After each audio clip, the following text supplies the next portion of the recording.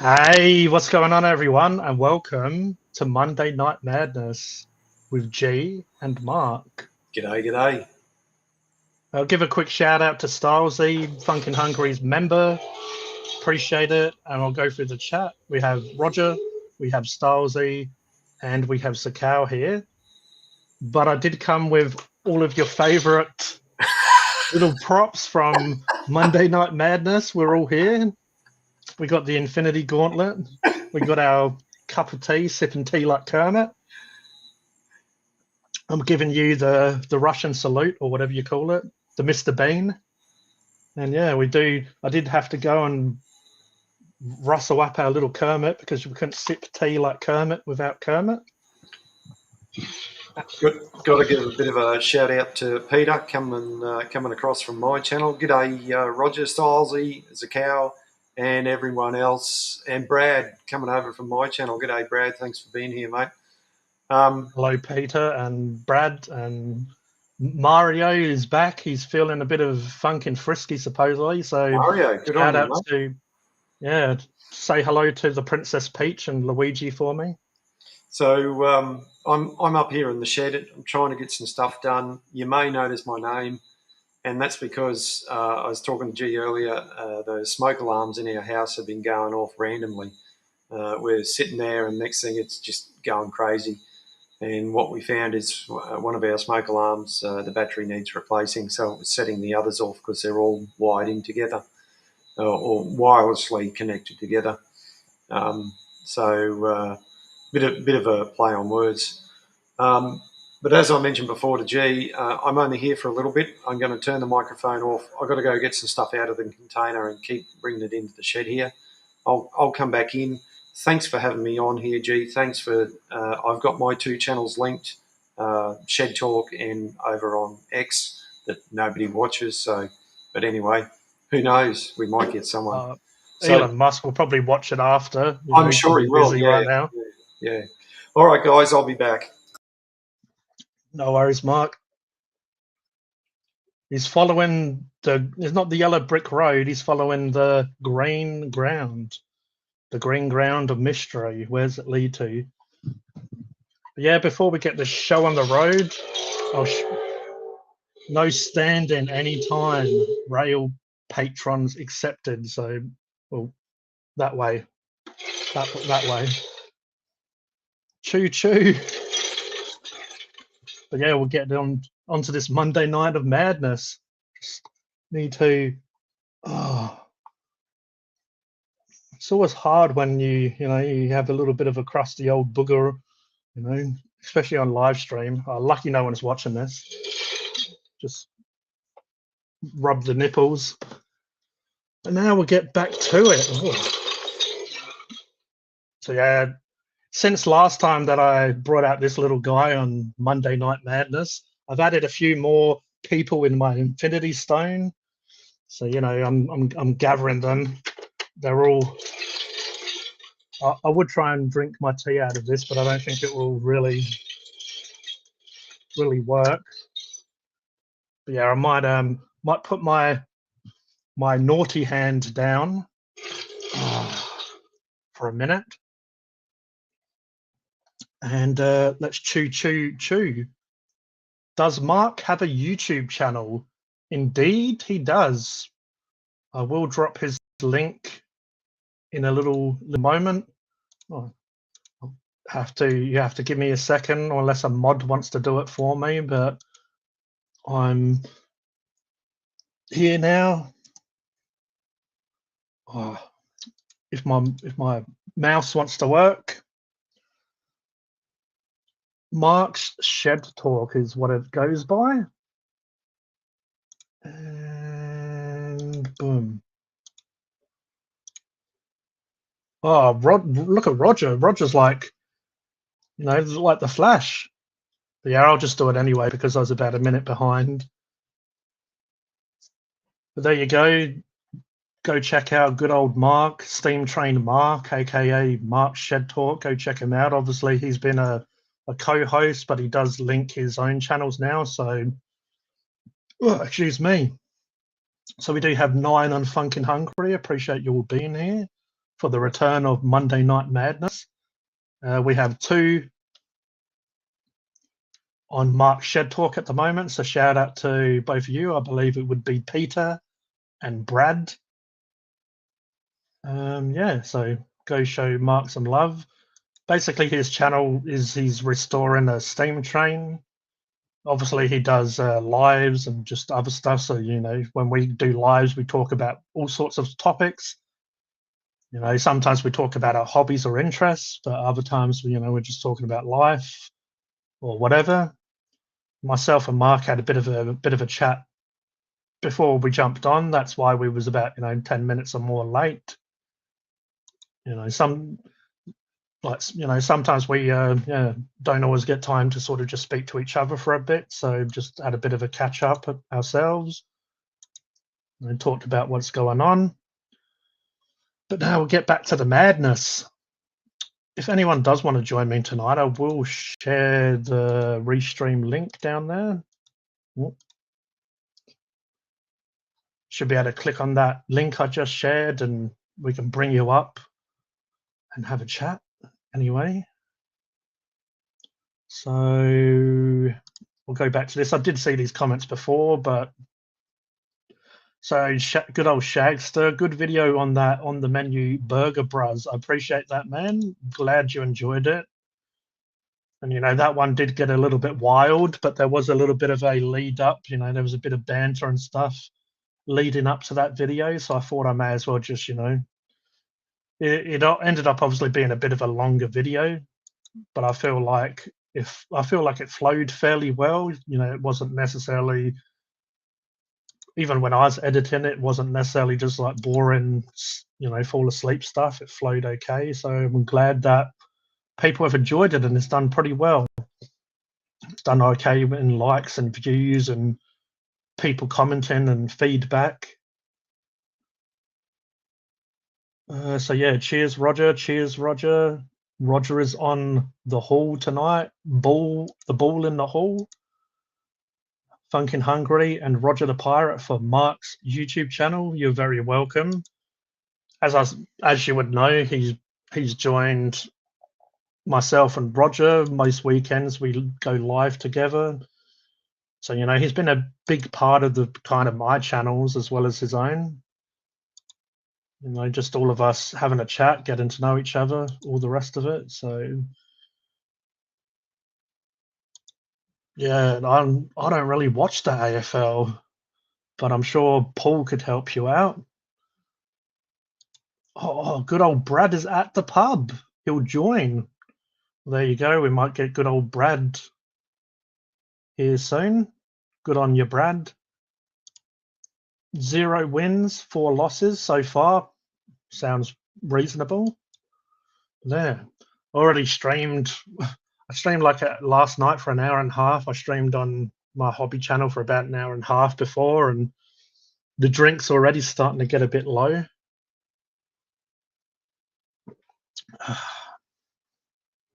It's the only problem when you stream by yourself. As I was saying earlier, I don't know how some people do like 24-hour streams or 12-hour streams, 10-hour streams. Like, I guess you get used to it, but just talking constantly does stuff like that, like, and just, yeah, your mouth starts getting super dry.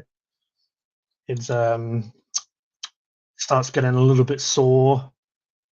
But speaking of sore, look who I saw. We have Brad live up. How are you, Brad? Am I there? Can you see me? I can't see me. Yeah, I can see me. You? Oh. Good evening, gentlemen. Let everyone know if you can see Brad. Oh, we have a wave from Mark and a thumbs up. He's around. But yeah, Mark, so did you used to do Monday Madness live streams, G?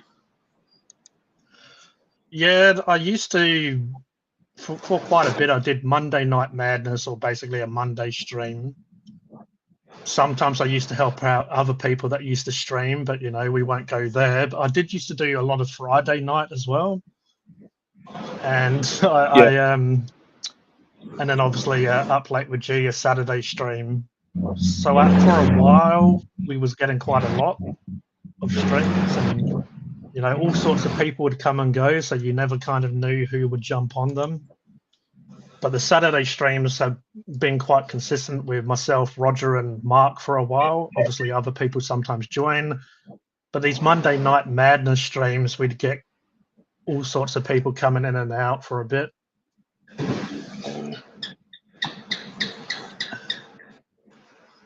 You were talking last night. You were talking last night about a fair bit of drama that has come from that one. Call him fucking Mr. Cocoa Pops. Oh yeah, Mr. Cocoa Pops. I mean, good stuff come from it because that's where I came across Mark and Miss Austin. From that. Hey Caitlin, how are you? Even Caitlin, knowing that Mr. Cocoa Pops, that's how I met her, and so speaking to him I only knew him for a little bit. I knew of him for quite some time, but I only kind of spoke and involved myself in his live streams and stuff like that. But the best thing that it's like, I guess, a lot of bad situations. Sometimes the best stuff that comes from those situations are, as I say, I've met some good people from it. You've gained relationships from it all, but at the end of the day, that's sort of how life works, right? I'm going through a bit of a similar thing. If you've seen my shorts today, I joined this guy's channel with, I had full good intention. This dude was trying to lose a lot of weight, right? So I've joined his channel. I've joined his channel to watch him on his journey, and I've not had a negative experience on YouTube at all. But everything that's pulled from this one channel, it's come to sort of bite me in the ass, and I'm getting a lot of flack from this guy's channel. They're popping over into my comments and whatnot, and I don't wish anyone ill will, but it sort of sucks to see that. I've been on YouTube for years, and I've never had a negative experience, even with you guys. There's nothing there, but this one individual that's set himself a journey of goals comes up with sort of smart aleck replies and call-outs and threatening to sort of make videos on me. I've not sort of experienced this, and it's sort of disgusting, but anyway, I'm sure that you're going through a sort of similar thing, but far out, That's my little rant for today, so I'm sort of over it, but... Oh, you can rant all you want. It's funny, sometimes people that you try to support, they make you... That's why... Even though I sometimes, I've made my jokes about people that I have issues with, and like I went into last night a little bit, it is a little bit of a coping mechanism for me for different reasons. It's I try to, make jokes about it because sometimes, and they're not that important to me at the end of the day, but it's just I'll take the piss a bit. But I've had someone make videos about me as well, so really I don't think you've experienced the whole of YouTube until someone makes a video talking shit about you. There was this one guy, and he wasn't even involved in any of the drama, and I'd never had issues with him, but he started making videos about me and saying I'm a bad person and all this stuff. So in my typical fashion, I watched his videos on a live stream and took the piss out of him. These videos he made, and it's crazy, really, the amount of drama. Like you said, I've been on this for years. I've wanted to do YouTube channels. I had my hobby channel, which I've done probably about 4 years ago now. I sort of neglected it a bit when I started doing Funkin' Hungry, and Funkin' Hungry got a little bit more popular, or people was engaging with that quite a bit. But I've always been a part of the YouTube community, or watching other content creators, just always, having a chat to them, or just saying, I like their videos. But I guess it's like a lot of stuff in life, just drama comes from everywhere. And it was kind of funny because I didn't really expect the drama to happen, but I knew it was coming before it did, because I noticed people were treating me differently, and you know, like people that I thought I collabed with a lot of these people. I gave them the time of day. I went on their live streams. You know, I helped their channels in ways, and then you know, eventually they started treating me a little bit shady. They said I've changed, but a lot of people that still engage with me now, it's like with the old Coco Pops. Obviously, as I said, I met quite a few people from that and engaged with them. But after a while, they started telling me all the shady stuff that he did or how he treated them when he's not on live, or you know, it's like Miss Austin was going through a lot of stuff, and she was waking up early to go on Coco Pop's live streams, and it's like she was, So you know, she was putting neglecting her herself. family. So she was putting herself. Yeah. She was because there's a different time zone, a Yeah. huge time zone different because she's in America. So, She was neglecting her family a little bit. So she's put in investment, right? She's Right. invested herself to sort of engage, and it sort of turns feral. Look, it's a very similar thing to the guy that I'm talking about, and I'm not going to name any names because I really don't need to. But like, I joined his channel, and then I was telling my community to go and check him out. You know what I mean? So I was giving this dude shout-outs straight from the get-go. Yeah. And my motivation's a little bit different, G. I can be a little bit stubborn, right? And this is what I'm saying about motivation. I enjoy getting people across their own lines that they're sort of wanting to get themselves. Like, I'm passionate about it, but I can also be a little bit too sharp and too blunt. And that might come down as bullying. And this is what I found I was getting the flack back from his channel. If you're setting goals, I'm not going to interfere or interrupt with those goals. Everything that I'm going to do to engage with you is going to try to get you over the line. But as I said, so I've joined this guy's community and shouted his page out straight away. So I'm sure people in my audience would have gone to check this dude out. My first engagement with him turned negative, and I blew this off, and he threw out threats. He told his audience that he's going to make some videos about me. Well, go ahead. You want to be fucking articulate when you do it, because and he didn't make these videos because he's come over to my channel and to see what I'm like. Bro, if you're going to put me on roast, you want to be really bloody good. So he didn't, and we actually got along for a minute there. Yeah. But then I noticed that he was doing it with other critique in his videos, right? So, and I've gone through the comments, and none of them were actually negative. You know what I mean? None of them were negative. It's just a misinterpretation. These people are motivators, but it's his entire crew sort of ganged up on this sort of rhetoric. And then they've come over to my page. So there's been 2 fallouts. Like, I haven't had fallouts with anyone. Why all of a sudden it is this one channel? And he's set his own goals, right? Yeah. All of my engagement is to try to get you over that line, maybe a little bit faster than what you think, because I'm positive that our bodies can do more than what we're led to believe. You just got to push them. But now, unfortunately, I'm not saying that I wish this dude ill will, but I'm not really too worried of his own failings, right? Because I can sort of see this pandering, and if you sort of throw out some advice, you end up getting attacked. And I'm just a little bit unsure of who I'm being attacked by, because they're sort of faceless profiles with no subscribers. So what am I doing?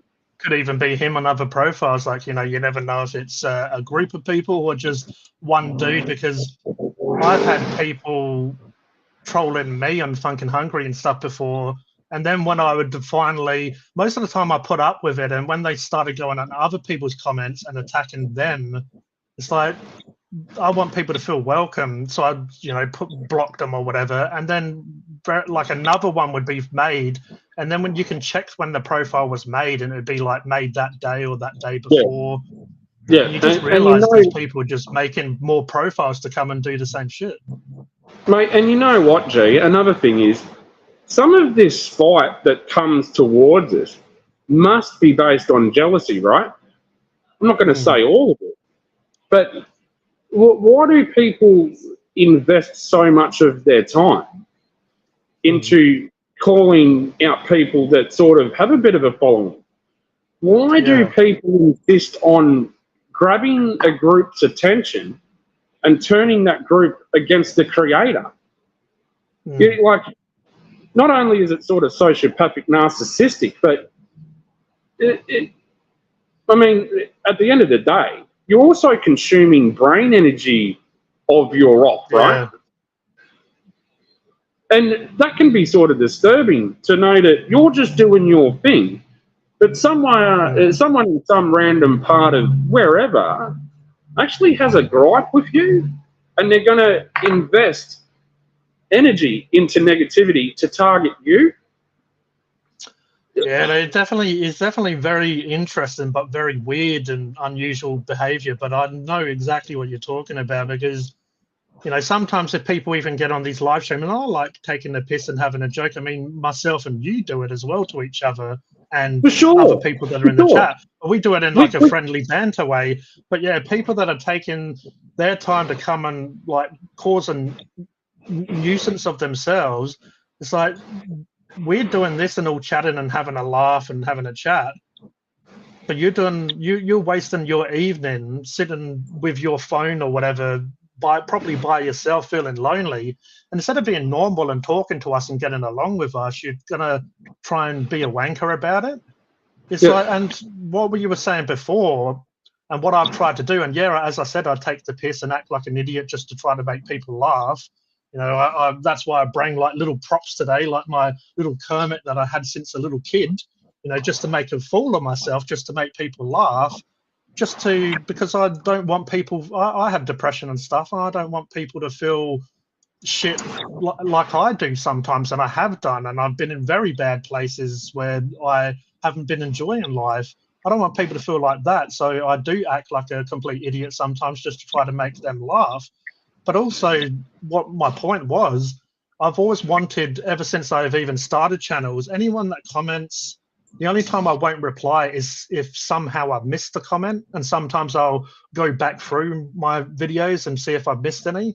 But I always want, especially on lives, people to feel welcome. Like even yourself, like, you know, I just want everyone to feel welcome, and I want like a safe space. So when everyone can joke and give each other shit, but when someone's coming in and actually attacking someone for the wrong reason, that's when I will, you know, give them a timeout or a block or whatever, because I want people to feel welcome coming here, and I want people to engage if they want to be in the chat, if they want to be up here like us, whatever. I mean, you guys have a pretty tight crew. You understand banter, you know what I mean? Yeah. You can get in healthy conversations. And it's not hard to do, but what you're saying is, you know, banter is banter. Aussies are really good at this stuff. But I think we're, you know, and I'm not going to say anyone in regards to, you know, this group, but banter's sort of a dying art, isn't it? Yeah, definitely with the whole don't speak your mind, and don't be, you know, like you can't be. You've got to be very PC, don't you? You need to be very PC, or there's a cancel culture committee coming after you, and that's what I got today. I was told that I was on thin ice. It's like, bro, I can cope with thin ice pretty well, but like, who's actually threatening me? Yeah. So it's safe to say that I unsubbed from that person, and then I kept. There was this wave of continuous sort of comments hitting all my channels. So I said to him, I said, look, each comment that comes from your subscribers my way, I'm roasting you. You know what I mean? Yeah. These are faithless people with no subscribers that are coming and having a dig at me. But I know that they're coming from his channel, so I'll just go after him. But I can't spend too much energy being an asshole myself, because I can be one. So can I, but then you start realizing that you're kind of doing what you don't like that they're doing. So yeah, like you said, you don't want to put too much energy into it. I've got no problem meeting someone on their level, as long as it's for not too long. And as long as the person on the other side is sort of responding well, I'll take a ton of criticism, flack, and I'll take bad attitudes, but only for so long. Yeah. Only for so long. I mean, when you started joining our live streams and all that stuff, it's like, and other people have done this. I really appreciate like the mods and the people that I do have that are regularly in here, because they do make other people feel welcome. I see it. They say hello. They make someone feel welcome even if they don't know them. And like yourself, after a while, you become just a regular. And, you know, I know like a lot of people love and care about you that are in the chat right now. Like, you know, like and we send people over to your channel and all the rest of it. It's like we all want to support each other and help each other. You guys have helped me out a lot when I'm not even really pushing my channel along, and I really didn't have any intention of it. But like your crew is really tight, and it's also unique, but it's healthy. You know what I mean? It's healthy. It's healthy dialect. Everyone gets along. We all sort of know each other. And I'm new on the scene, but I can understand you guys, how you get along pretty well. So I wouldn't want to go and interfere with that and disturb the peace. You know what I mean? So, yeah, you know, I appreciate you guys a lot. Well, it's like I feel like we're like a lot of us are unique. Like we're not clones and like a identical copy of each other. Like you see a lot of crews or a lot of even on YouTube or whatever, they're all the exact same person, each one, because they're trying to be the exact same. No, everyone's has a different channel, different interests. They have different personalities, characteristics, or different music tastes, or clothing and stuff. But like that's a fingerprint, them. And like, right? why should we give each other shit for just like little petty, unimportant stuff like what someone may be interested in music-wise or television-wise or the way they dress? I think each channel is as unique as a fingerprint, right? You're never going to have a channel that's identical to another. Well, I hope not. Yeah. But yeah, I mean, you guys have a healthy community, and like that's what I'm all about. I don't really do negativity too well.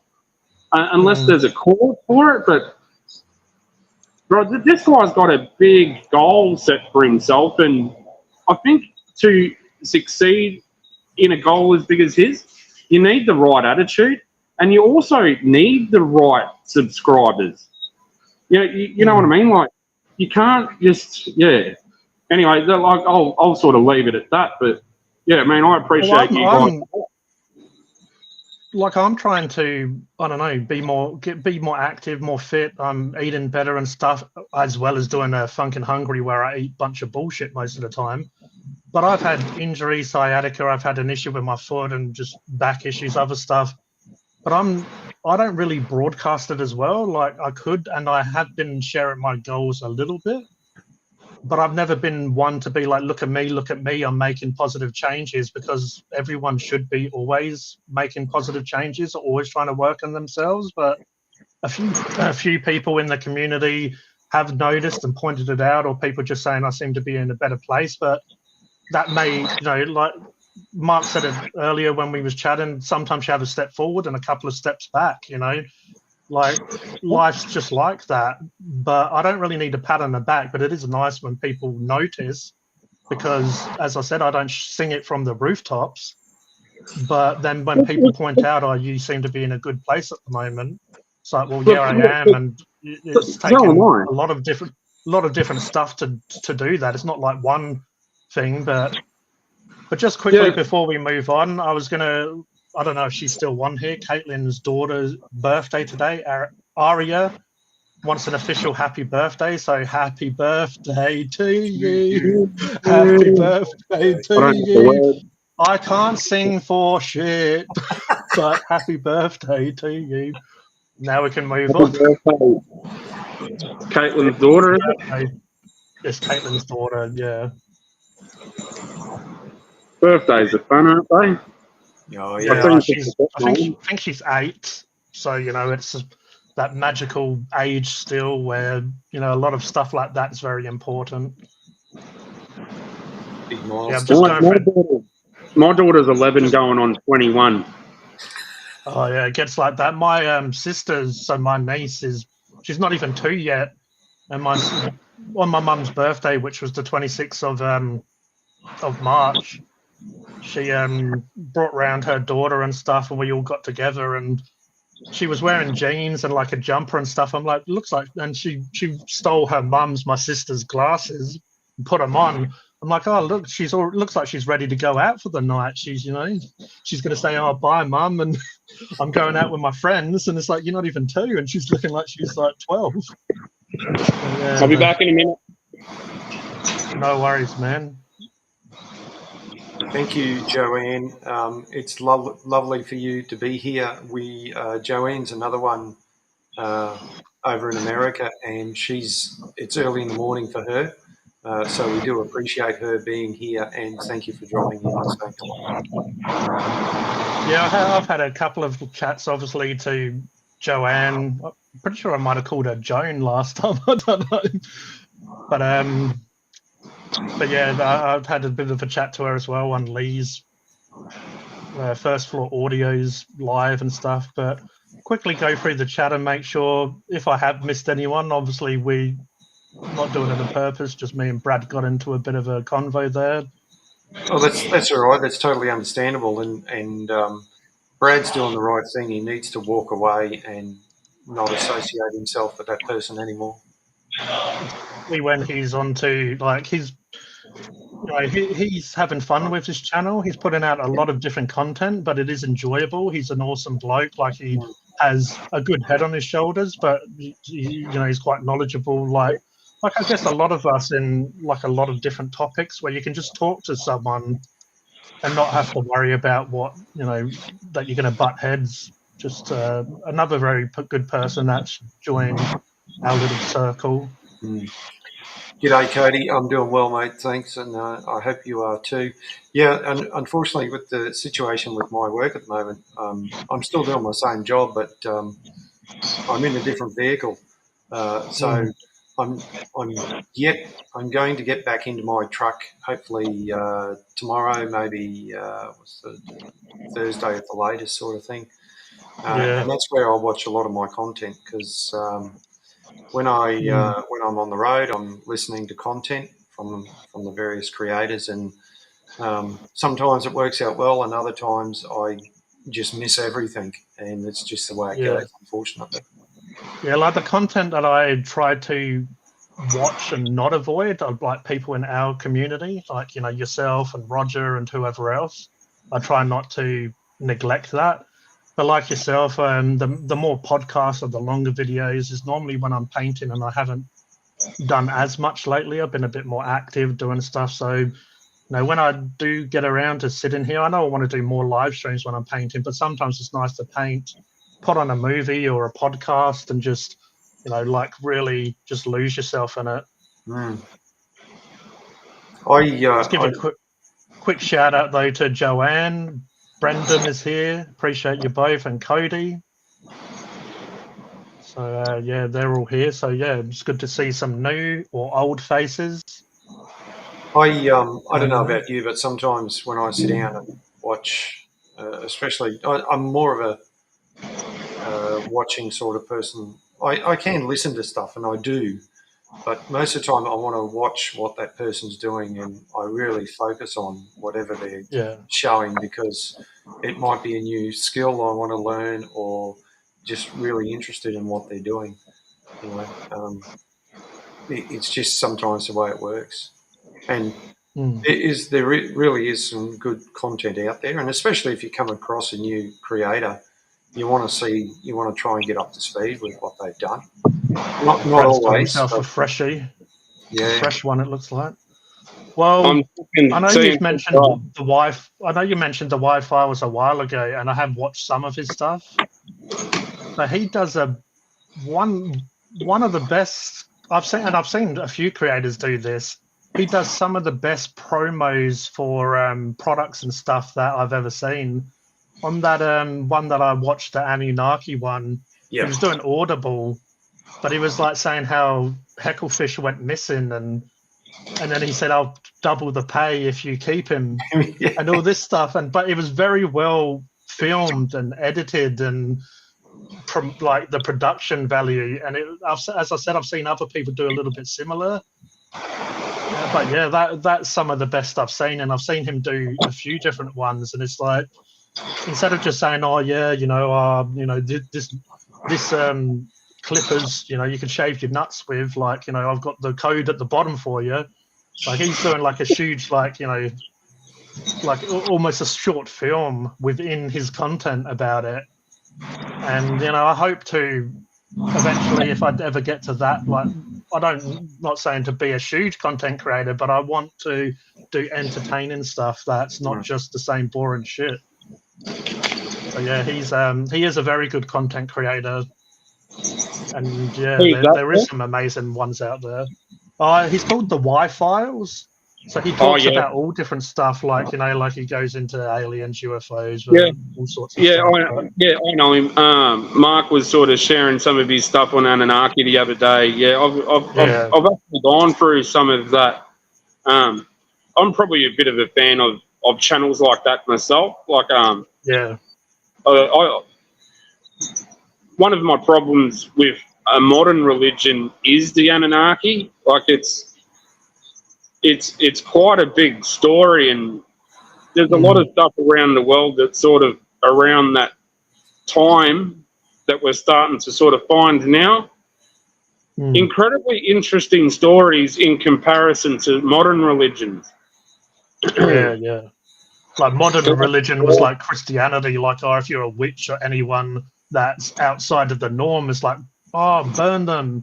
And try to make everyone brainwashed and be the same. Like, no offense to any Christians, but I'm just using it as a bit of an example, Well, I'll tell you right now, G, there are still witch hunters in the Christian faith on earth at this very present time. So Christianity is not exclusive or unique around the globe. It has some manifestations. And there is a place just near Australia where they still hunt witches to this very day.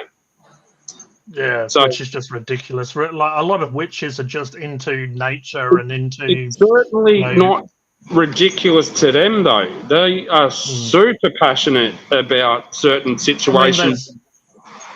I mean, they're still racist now. Like, KKK is not as big as it used to be, but again, it's more underground now. Like, you'd still get those cults or those followings, and it's just you don't like someone because they look a little bit different than you, but at the end of the day, they still have 2 eyes, a nose, a mouth, 2 ears, 2 hands, like arms and legs, and just because they might be a different color or have a different faith or their culture's different, you're going to hate someone for it. That's just ridiculous. But there are still people out there that hate someone that they haven't even spoke to or don't even know, just because of the way they've been brainwashed. I myself was raised atheist via an Irish Catholic mother. Yeah, so my mother grew up in St Kilda down in Melbourne during the 60s, and she raised me with zero religion. There was no Bible in the house. I've never even been in a church. I've never stood foot in a church still to this day. But that's not out of anything against religion. It's just I was raised without religion. And then naturally, when I sort of left home and sort of became my own adult, I naturally went down the path of sort of looking into religions, but I couldn't focus on one, right? So I had to sort of take it all in, because Abrahamic faith was sort of everywhere. So I had to learn bits and pieces about the entire lot. And then I ended up all the way back at Anunnaki. So as far as I know, there's no older story than Anunnaki. It's the oldest that we can recall upon. Because Sumerians are like, one of the basically the oldest that we know of culture. And they had the Sumerian tablets and... you had the Emerald tablets, you had Sumerian tablets. That sort of, Sumerian sort of comes off the back of Anunnaki. It's all very intertwined. And then sort of once that disappeared, however you want to look at it, something certainly changed within us, whether you want to consider it dumbed down or an intelligence has left us or whatnot. We're trying to get back to it. But the way that I sort of look at it is there was an incredible level of intelligence back many thousands of years ago, and I don't know if we get back to that. Oh, well, definitely, we're definitely, yeah, like going in the opposite direction. Really, Yeah, we sure are. Yeah, it seems like humanities or humans or whatever you want to say, maybe even different beings have like built what we kind of have civilization, and that then for different reasons has collapsed and then it's rebuilt, collapsed. Seems like it's being repeated, and yeah, some of those. Well, it's like the pyramids. There's still a lot of different opinions about the pyramids. It's like, oh, was it a bunch of people with a chisel and a hammer and pulling those along on their back that did it? Like, that's why it's funny, like people with school, like the stuff they teach in school, when you get a bit older or you look into stuff more yourself, it's just laughable what stuff they try to teach and make us believe. And obviously it is a form of brainwashing in itself, because like we're it's kind of just as bad as I know kids might be watching, but yeah, Santa Claus and Easter Bunny and stuff, it's like just a lot of these fairy tales, but they're teaching it in school and saying it's history and how humans have developed.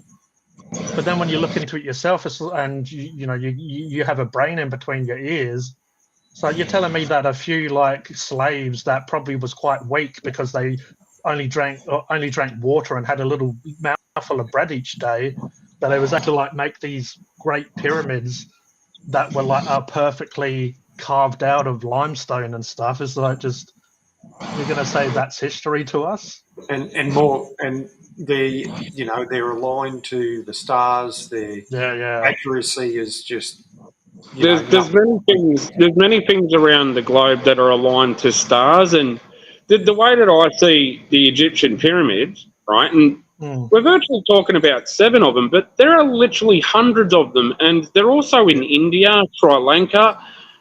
Some of these things you wouldn't even recognise as a pyramid, because they're so dilapidated. But like Giza and those pyramids and the Sphinx and stuff like that, as far as I know, right, is the Egyptians and the dynastic Egyptians, so all of the dynasties, they actually come to that land that was already sort of built. So a civilization was already there and had done something, and the Egyptians had come in after and had built stuff around it, that sort of graffitied, they'd taken it for their own, which is understandable because we actually do that. But the Egyptians certainly didn't go to war with whoever was on the land before. Whoever was on the land before has gone. They are no longer here. And the Egyptians cannot replicate, and we, for that matter, in this day and age, cannot replicate what was going on in that area.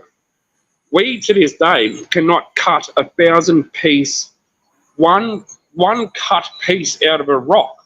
We can't do that in this day and age. We have to smash the rock down into fragments and then build a wall, which is much weaker than the rock itself, right?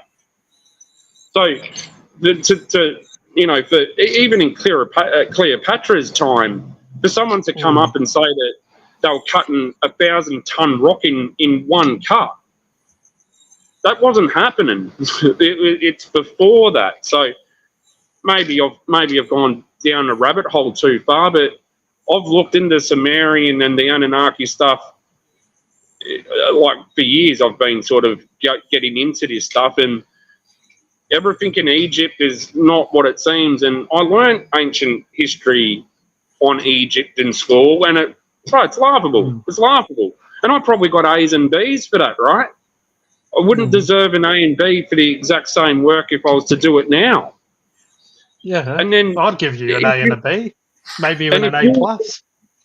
If you think outside of the mainstream narrative, you're just going to get cancelled. So these authors and these geologists and these guys in universities, they get a status to the point where they can write a book on the subject that they're a professional in, right?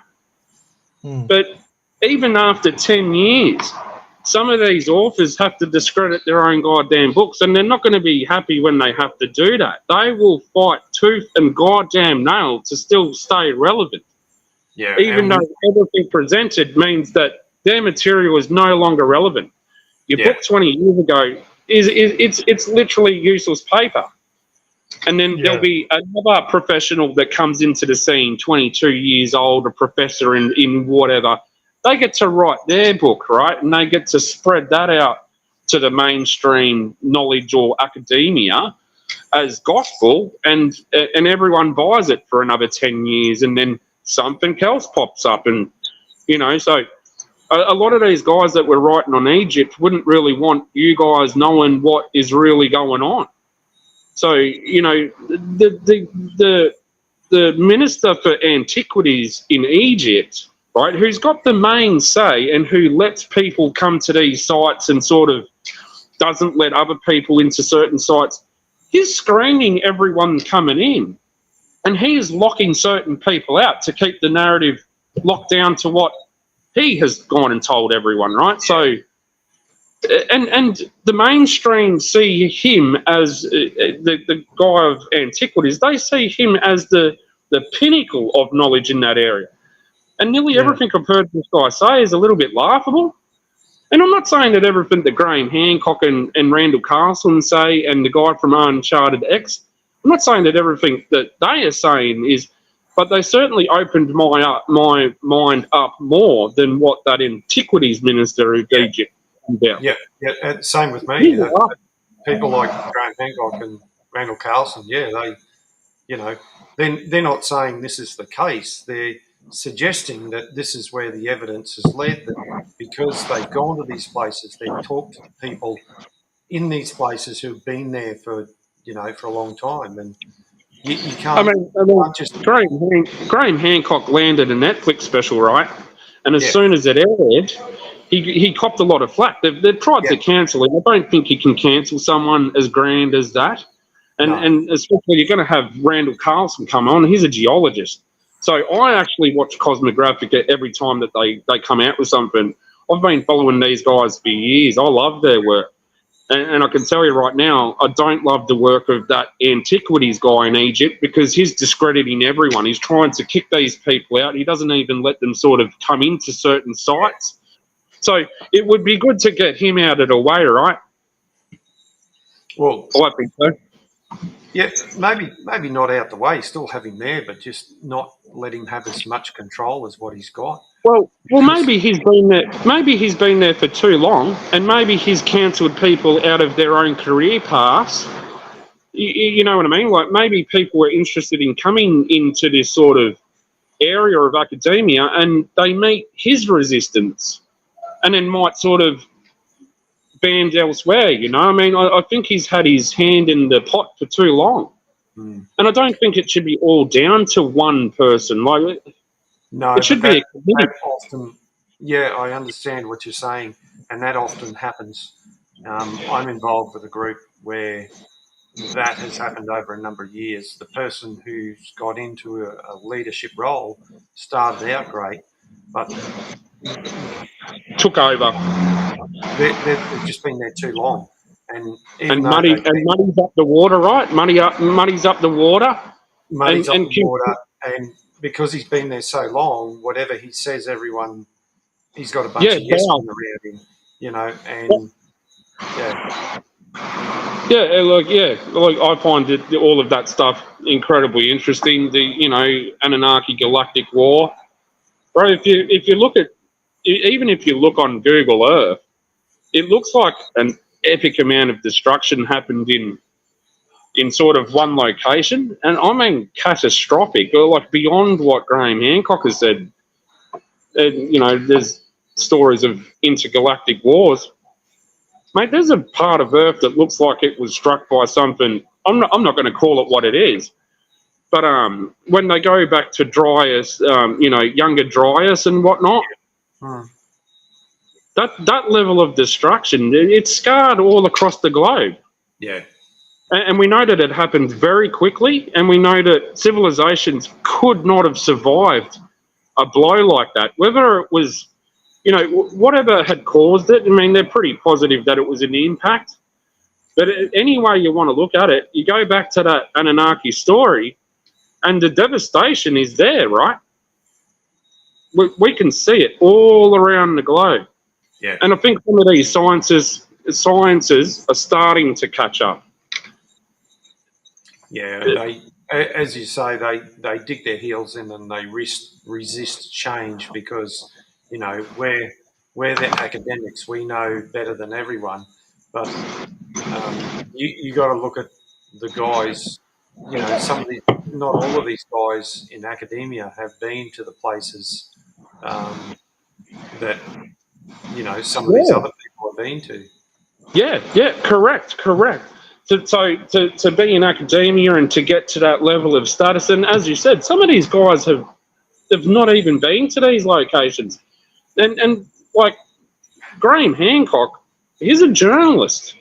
Yeah, I'd say that he's a bit beyond a journalist now. Like, I think his status has gone beyond journalism.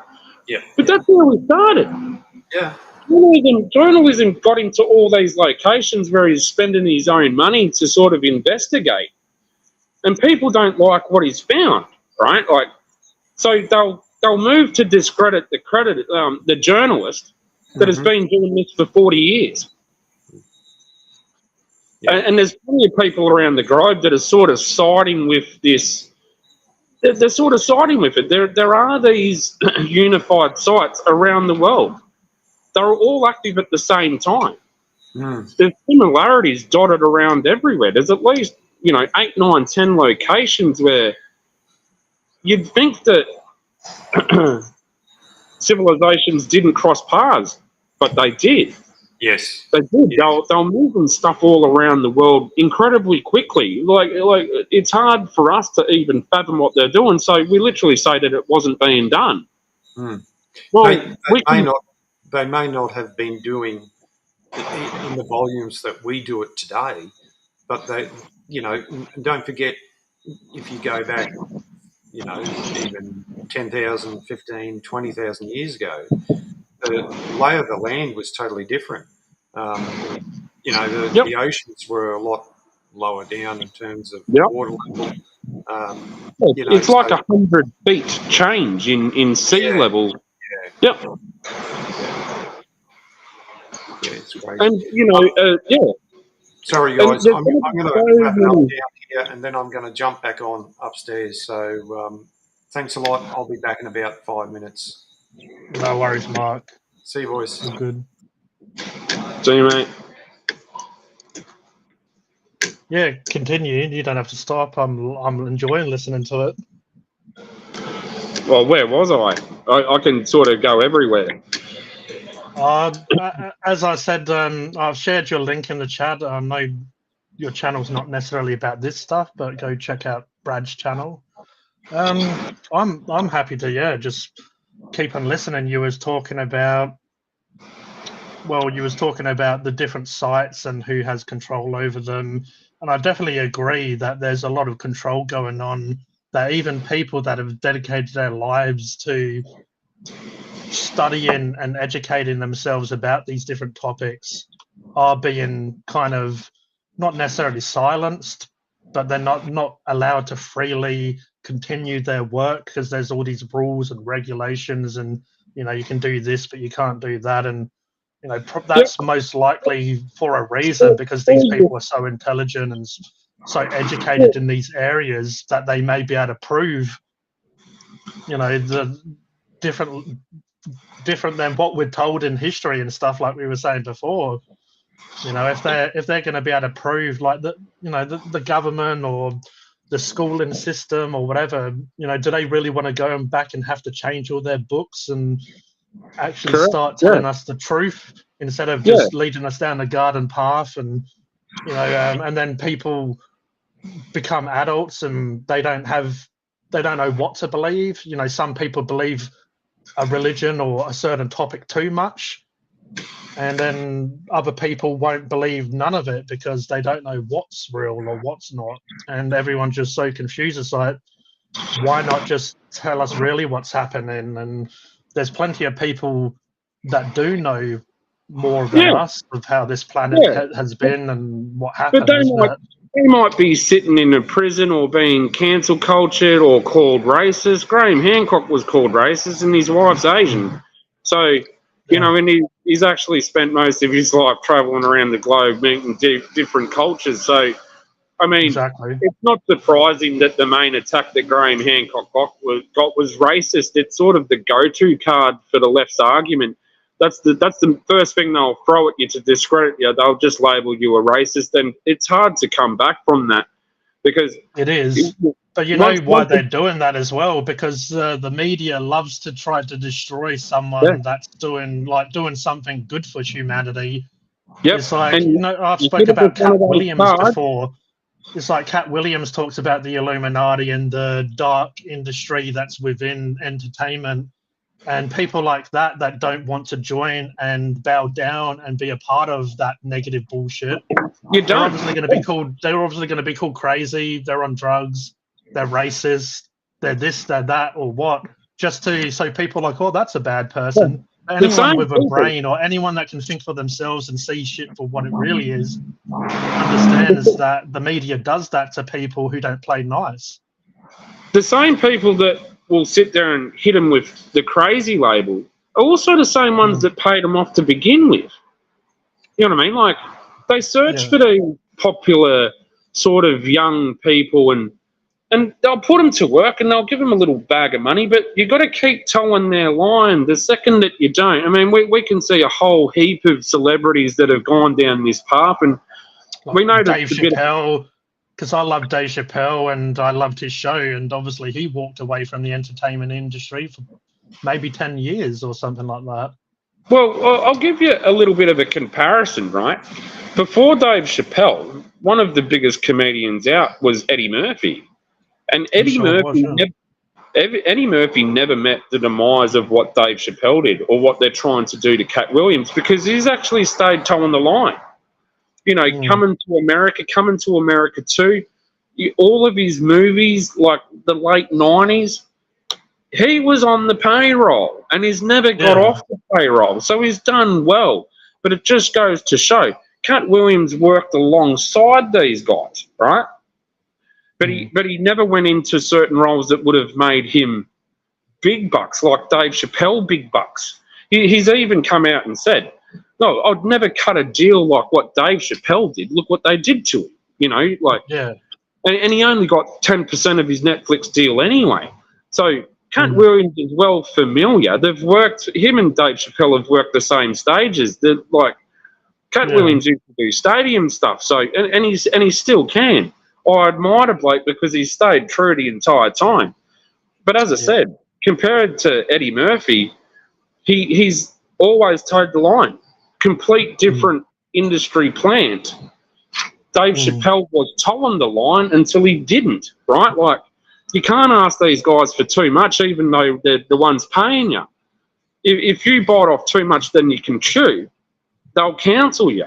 Dave Chappelle is a pretty good person to bring up because, man, some of his shows were just deadly successful.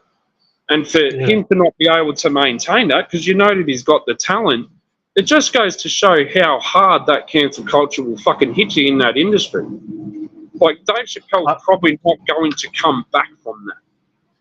I've heard that Ricky Gervais wants him and Dave Chappelle to do, you know how Ricky Gervais has done on those big award shows? You know, like he's hosted them. He's wanted him and Dave Chappelle to host them because obviously Ricky, both of them, they want to cancel them. But like you're saying, because they're so successful, and as much as these big entertainment companies don't want them to be telling the truth or telling it how it is, they know that they bring in the numbers. They know that people are going to pay to watch them because they're entertaining as fuck. So it's like, you know, like, what are they going to do? So they do, and I've loved when Ricky Gervais has done them and he's just like told it how it is. He hasn't done, like you were saying, how some people will play nice to be involved in the industry and they'll do what they're told. You know, like Kevin Hart. Hart is. So Ricky Gervais, right, when he was doing these big award shows, He rehearsed them their way, and then when it's lights, camera, action, he went totally Ricky Gervais script, and then blew everyone out of the water when everyone's there. So that's incredibly intelligent to know that you're going to do that in advance. You're going to walk into a rehearsal and you're going to ace the rehearsal, and they're going to go, mate, great job. You're going to bang this out. And he comes on stage and just fries it. And I reckon they probably have, I reckon a lot of these awards shows, people either know they're going to win or they have an idea, and the audience probably, it's like on a lot of these talk shows, they kind of have a rehearsal or they kind of know what's going to be spoke about before we see it. So that when Ricky Gervais did go fully into, all that different stuff, that's why people was actually genuinely shocked. You can tell the difference from, a lot of them were actors, they're not that fucking good actors. Like, you still know a pretend shock, like, oh my God, I knew this was going to happen, but I'm shocked, to actually like, oh my God, is he doing, like, people looking around. I think it was Meryl Streep. She was one, like, she looked like she was about to like run out crying, but she's like, is this actually allowed? Is this happening? Is this, and I know she's one of, she's a huge, I believe she said in a award speech that Harvey Weinstein was a god, and he's the one that's he's one of them, and a lot of his friends obviously that are involved in abuse and all that shit. And people like Tom Hanks was close to him, and Meryl Streep, and obviously if you do look into them more, you see what they're like. None of these guys were getting on stage and talking about Harvey Weinstein without being paid to do so. So it sort of goes to show you how in it he was, because some of these guys just wouldn't have the time to actually call him out in the middle of an award show. So they've taken the money, right? Like, look, Meryl Streep, you're right. I've watched all the Ricky Gervais stuff because, like, he's a mastermind at his craft. He's really, really intelligent. Very, very good at what he does, yeah. So I reckon good on him, and I reckon, and as you were saying, these are award shows, right? Bro, it's all rigged.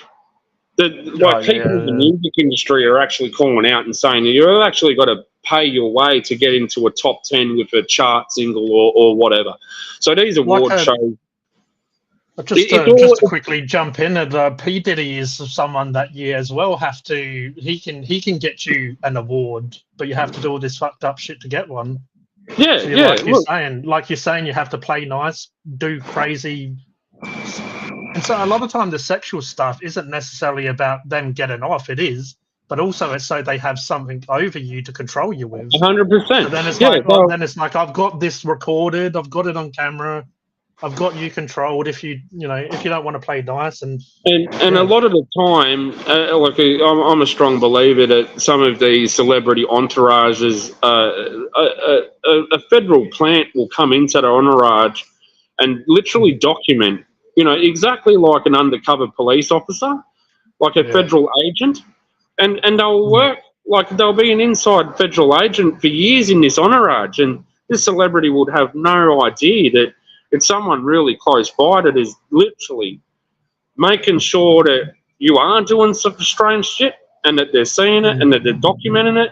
And as soon as you want to sort of start getting a spine for yourself, they throw it all into the media and they'll have evidence usually, it's grubby as.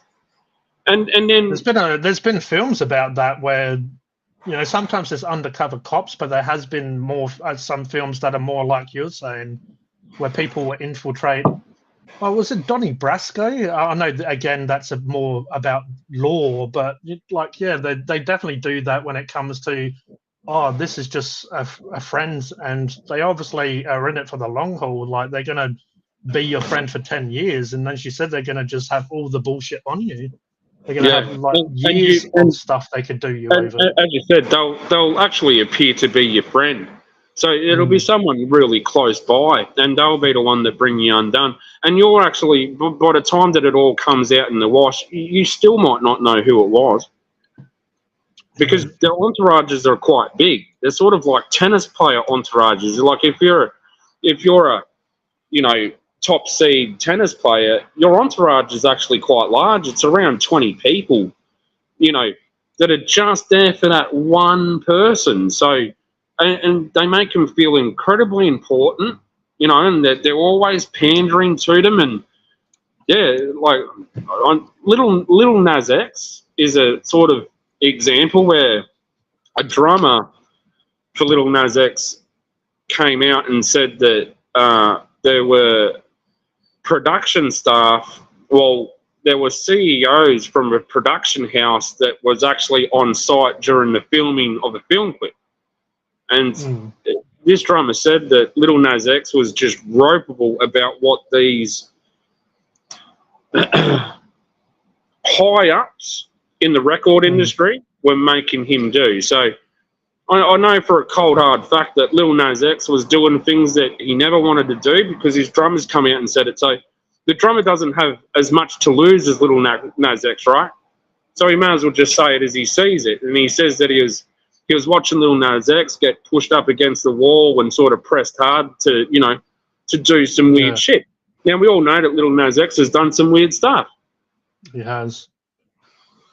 It's like Sam Smith. I know my mum used to be into Sam Smith. Even she doesn't really like him now, his new music and the way he is. But that's another person that went from quite a normal person to now he's just like a complete...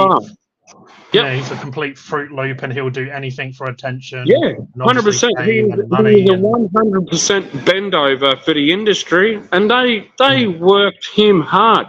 To be honest, G, I haven't seen someone so messed up and going along with it. Like, he is literally not saying no to anything that they throw at him.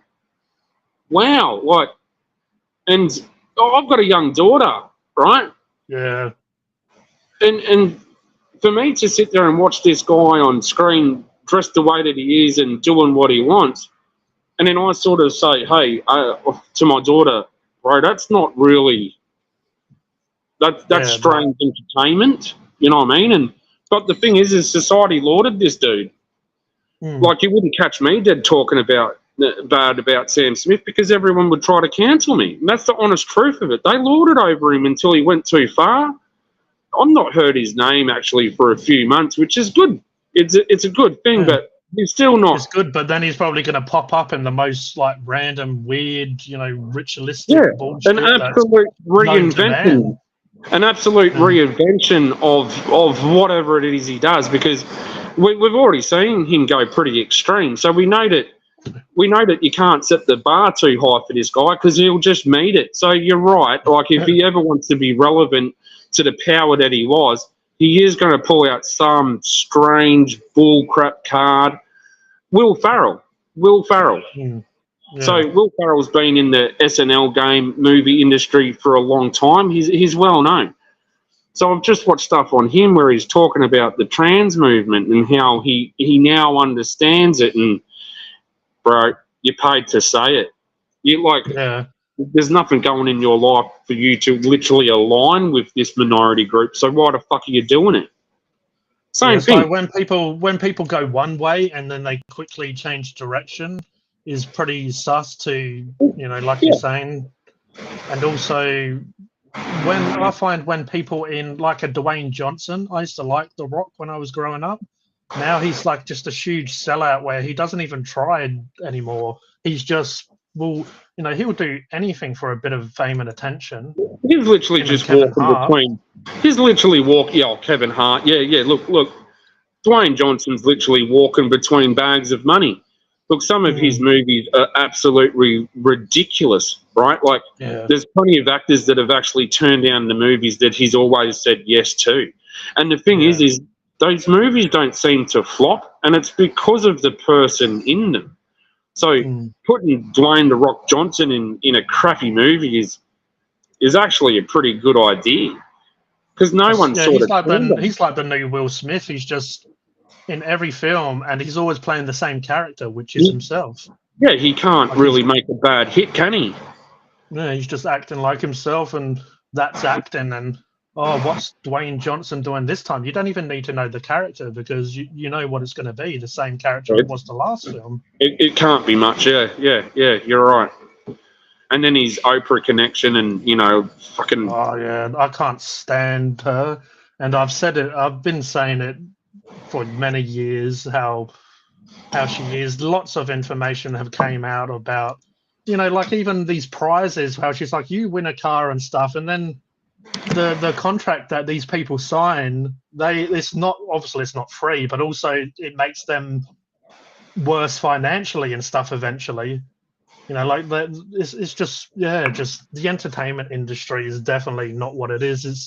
It's like, I guess, the Wizard of Oz. Like, like there's big powerful Oz, and then behind it it's just like an insignificant like little peon, like just controlling the strings or whatever. Oprah's favourite things was like the biggest thing to hit fucking worldwide television back when those things come out, and that was all marketing. It was all marketing. Oprah was getting a big bag of money for each thing she brought out to those audiences when she was pulling that off. You've probably not seen a marketing campaign as huge as what she was doing. Yeah, she was deep in it back in the 80s, that one. And she took the whole world by storm, to be honest. Like, I remember watching her and thinking fucking she was marvellous, and now that I look back at it, it's like, she scammed a large part of her audience to sort of, she had a lot going on. She had a lot of messages, a lot of marketing, and look what she is now. Yeah, isn't she like Bill Gates' bestie or something? Mate, she's literally acting like a god, right? Yeah. They all sort of do. All of those guys, like, there's only a handful of them that are on Oprah's level, but they act like gods. You can't say that they're not buying land. We can see it.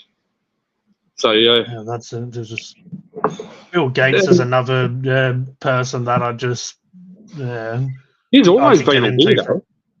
He's always been a weirdo from day dot. Yeah, it's like now all of a sudden he went from Microsoft to like diseases and vaccines and meat. Food, meat and farming, GMOs and stuff. Literally, the only thing that he doesn't have his hand in is probably technology. Well, he's already been there and done that with Microsoft and Windows and stuff. So that's right. He may as well move on to more mattering things like sticking shit in our bodies with little needles. He was controlling us with the technology once upon a time, and that he fulfilled that prophecy or whatever. Now he can just move on, as you said, to more important stuff like food and what's going into our bodies and vaccines. Every time I hear Bill Gates' name, Soylent Green pops into my mind. Do you know the movie Soylent Green? Yeah. That's exactly how I fucking think of Bill Gates. Anyway, that's me ranting. Oh, that's all right. The Monday Night Madness has been pretty mad. People who have tuned in should know what to expect. I can't see any comments or anything because I'm in the Restream studio. There's still, it's dropped down to 2 on Mark's channel, 3 on mine, and there's Brendan last was speaking when we was talking about Ricky Gervais. Stylesy just said Gates is a wanker. And also, speaking of wanker, no, I'm joking. We got Mark back. I'll jump off in a minute anyway. But that's why I did start that other channel, because some people go, oh, Funkin' Hungry's live. He does food reviews. And then they come on seeing us ranting about Bill, no worries. See us ranting about Bill Gates, like what the hell's going on? But this is stuff I'm quite passionate about as well, and it's good to hear other people. So, don't go for it. Don't worry about rants. People are used to me, or probably not used to me, but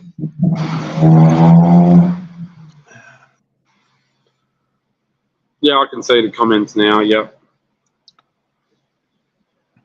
Yeah, I know a lot of people can't handle some of this talking. I like this talk. It is pretty full on, but it is what is happening around the world. I mean, people can stop us if they disagree with us, and they can tell us why they disagree, though. But if it's just like I want to cover my ears because this is too much for me and I can't stand it, then by all means they can obviously tune out, which some people probably have. But if people do want to disagree or if they want to agree, it's like, share why. When I sort of started going, what can you call it? Offline from the mainstream narrative, I thought I was fucking nuts. I thought I was losing my mind. But as it sort of filtered in and calmed down, it's like I just felt like, well, I'm not a part of the mass hysteria or psychosis that's going on. I'm a little bit more skeptical to what's being presented to me and then go on to challenge it. So there was this period of time where I actually thought I was losing my mind because I wasn't thinking like everyone else. My opinions weren't matching. And it's sort of that's... Do you know what I think that is, or my interpretation? Because I've felt that as well. I feel like it's what some people might call a psychic awakening, because like you get this overload of information coming through, and it's like you start seeing the world for what it really is, and you're getting so much information coming in. Yeah. It's like, too much. Have you ever seen They Live, the movie? No. But They Live is very good. He puts on these glasses, and instead of seeing like a Coca-Cola sign, he'll see like Obey and like the marketing and the programming for what it is. So he starts wearing these glasses, and then he even starts seeing certain people, and they'd have like a zombie kind of face. And what that is he's seeing like the people that are doing this controlling, and then they started to realize he could see it. And they tried to stop him and stuff. But he would just start wearing them and he would take it off, and like you would just see like billboards, and then he'd put them back on and see like Obey and Buy, and how they say sex sells. So he'll see like the sexual subliminal messages and stuff. And, it's very good. I also think that the big bug, remember the big bug that just went on for a couple of years? I think that put a line in the sand for a lot of people. Like that line went down through all of our Western governments, where you sort of had to pick and choose your alliance, and most people sort of went with the government and whatnot, and there was a group of people that sort of fractioned off from that, and they had to learn themselves all over again. They had to learn that the people close to them you might not be able to trust. I watched family units completely dissolved because we're taking on sort of politics. We're bringing politics into our families, and politics won in many of the families that I... Sometimes in families, like obviously, again, everyone has different opinions. So when it's such a huge issue like that, obviously people can have a different opinion, and it can cause rifts between families or relationships or friend groups and all sorts. I've seen plenty of that go down during that time, and those relationships have not repaired. And exactly, I could dare say that some of these people never thought that they were politically minded. But for you to be divided against your family, you have to be politically sort of motivated. So even though some of these people saying, "Oh, I'm not politically inclined," well, you sort of made your beds and laid in them during that time, right? I'm not saying you guys, but I'm saying just in general. A lot of us made our beds and laid in them, and we're probably not going to come back from that. I know that I was during that time. It's just because I was probably a rebellious person in my younger years. And as soon as, the government's come up and told me to not rebel and to comply, my natural go-to was to rebel. And that's the position. I was kind of like that as well. It's like, if you're being told to do, it's like, I'll do something if I want to off my own back. But if you're pushing me to do it, I tend to do the opposite in a way. And then what did the narrative turn into? The narrative turned into that you're murdering your citizens because of non-compliance. And I had that projected onto me, that I was killing old people in the streets, and fucking hell. People wanted me to go to jail, but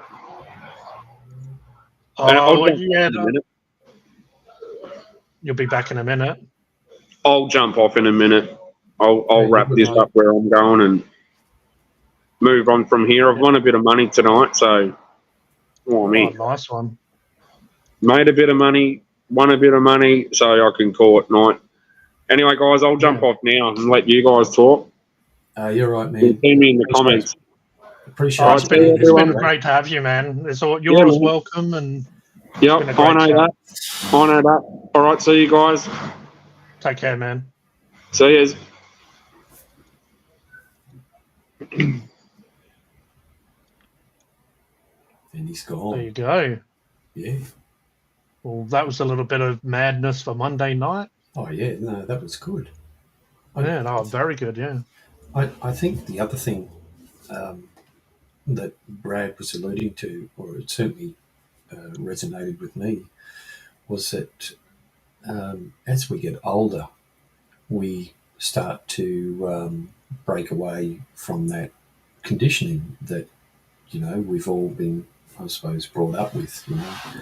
We go a certain way, we do a certain thing, we believe in a certain thing, and there's a lot of things that now that I look at that I look back and go, hang on, I was either totally against this or I didn't want to know about it, and now it's like, oh, okay, righto, So as we get older and as we mature, I think we slowly, not all of us, just some of us, align ourselves slightly differently. So that's just my theory. Yeah, well, I mean, some of it's good, some of it's bad, but we're conditioned or programmed, from a young age to which obviously you do need a little bit of education or a little bit of guidance.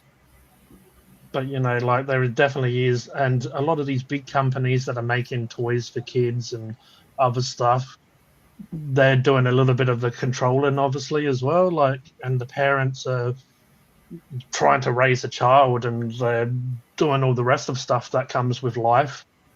So they don't always have the time to sit down and make sure that everything is appropriate for a child or, as I've said, and we were speaking about a bit before, food and stuff if you're having a hard day at work, you just want to smash down a little bit of food to give you energy and sustenance. You don't always have time to look into what you're actually consuming. And, it's a bit of a vicious cycle, but you can understand why some people do get, a little bit caught up in all of that. And yeah, it's all a little bit crazy. Yeah. And we all, the refined sugars that we have in our foods, or what we call foods, like if you drink soft drink, if you have it in your coffee or your tea or something like that. I mean, everything's got sugar in it, regardless. And cereals, like I haven't eaten cereal in a long time. I used to, believing that breakfast was the most important meal of the day. Well, in actual fact, that's not the case. But cereals have got a lot of sugar and a lot of salt, and that's when you break it down, that's what a lot of the food we have has. That's what it's got in it, and we consume that. Now, I'm not.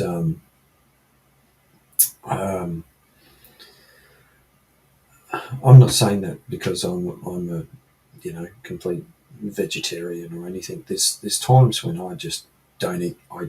The stuff I eat, I probably shouldn't be eating because I'm just too lazy. And it's like just a bag of chips. It's like if you do buy a couple, that it's going to be there and it's not going to rot and stuff for quite some time. So anytime you need something quick, it's there. But obviously, again, processed food, it's got a lot of that stuff in it. But you made a good point saying about breakfast and about cereal and what is, especially in America, who has even a higher, worse chemicals in those foods that are banned elsewhere, way more sugar in their food than most countries. But what is marketed towards kids because they have a little, like a little cartoon character on the front. So it's marketed for kids, But then, like you're saying about stuff that's full of sugar, and how they say breakfast is the most important meal. So parents are worried that they need to get food into their kid before they're at school, even if they gave them a packed lunch that's going to keep them going for the rest of the day. They better get breakfast in them. And then what happens when they have high calories and sugar? The body's had it, but then because kids' metabolism and stuff work so fast, it's going to drop because those type of foods aren't built to last. So they're going to have that sugar crash, and they're not going to be able to concentrate. Then they're not going to be able to do all this stuff. They're going to start feeling a little bit shitty and not be able to concentrate on what they need to. And then they're going to be fidgety or have all these issues, and they wonder why. And it's because, all that food isn't nutritious. It's not like raw foods that is what we should be really eating. Excuse me, high protein, and if you want some carbs, really from vegetables and stuff like that, that are sort of going to keep you going and fueled, but you're not going to get a crash from it because your body's actually wants that stuff. It wants that protein and those different veggies and nutrients to actually get your body going. Yeah. Well, for dinner tonight, we had like an oven baked steak or some sort of thing we brought from Woolworths. It was a brisket or whatever they call it, and it was we had it with 3 vegetables. So we had peas, carrot, and a potato, and I put a little bit of salt and pepper on a bit of pepper on the veggies, a bit of butter and salt on the potato, and it was a nice meal. Now, the instructions said to leave it in the packet, pierce it a couple of times and cook it in the packet, but we like to take it out of the packet and take the fat out because this stuff's already got enough fat in it without the extra fat that's already there. And so, and the other important thing is that our meals are not overly huge. They're well proportioned, and I think that's where a lot of us go wrong. And that might be a meal one night, but then other times we might just have something real simple, like we're feeling a bit lazy, so we might put some chips in the air fryer and just have chips and gravy. So we're not the healthiest eaters, but we don't go overboard like some people. And during the day, when I'm at work, I have morning tea and lunch, but sometimes I get the munchies and I want a packet of chips, with that plain salted chips that give you that salty flavour, Oh, that salty flavour is very nice. And but like you were saying about butter and salt, I don't feel like salt's bad. Like a lot of these processed foods, they have like a lot of stuff in it, so it's not how they try to say, there's that food's full of salt. It's like, well, it's not just full of salt, it's all the other stuff as well. But like just put in I like a bit of salt and pepper on most of my food, and it's like put in some fresh cracked salt. Like salt's like a natural sort of mineral, and it's like you were saying about butter. Like a lot of people say fat's really bad for us, but like then it's just we were sort of talking about it, myself and Brad, like there's so many different opinions these days. Like some people say red meat's bad for you, and then other people say it's good. And I mean, there's so many diets these days, the carnivore diet, and then you've obviously got vegans.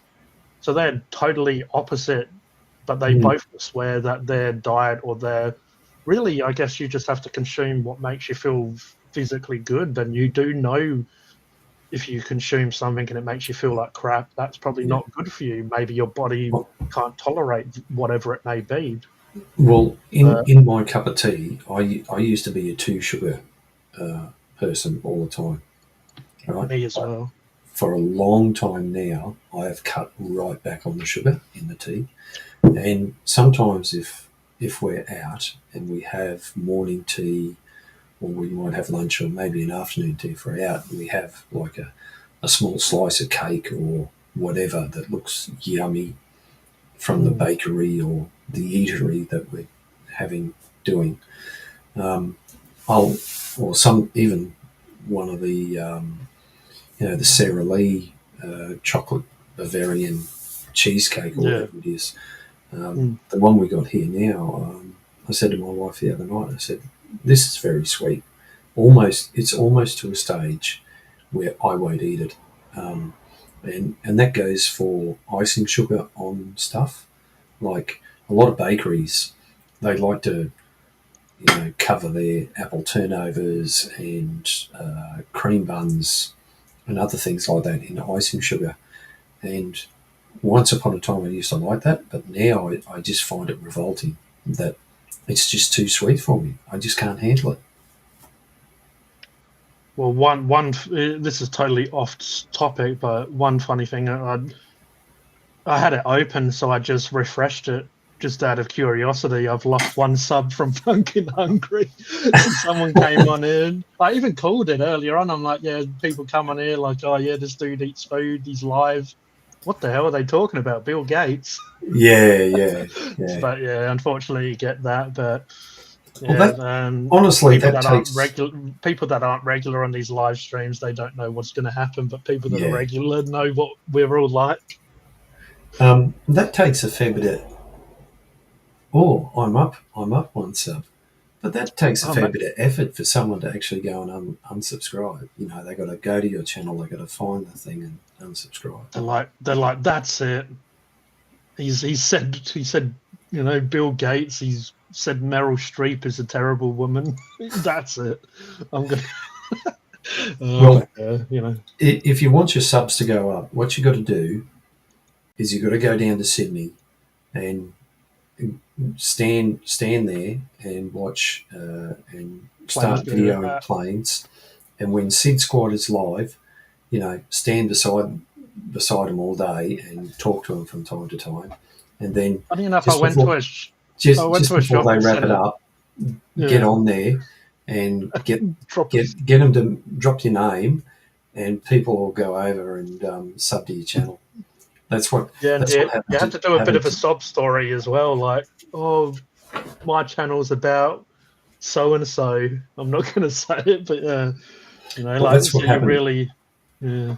That's actually. I went to a shopping center recently, and it was close to like an airport, and it just crossed my mind. I'm like, oh, there's planes going about. I'm like, oh, maybe I should do a live stream.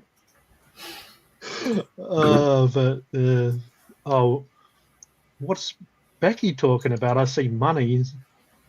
I ended up getting hot dogs. It was for lunch for work tomorrow. Pub put in 50, 170, and ended up spending it all again. What the hell did you spend it all again for?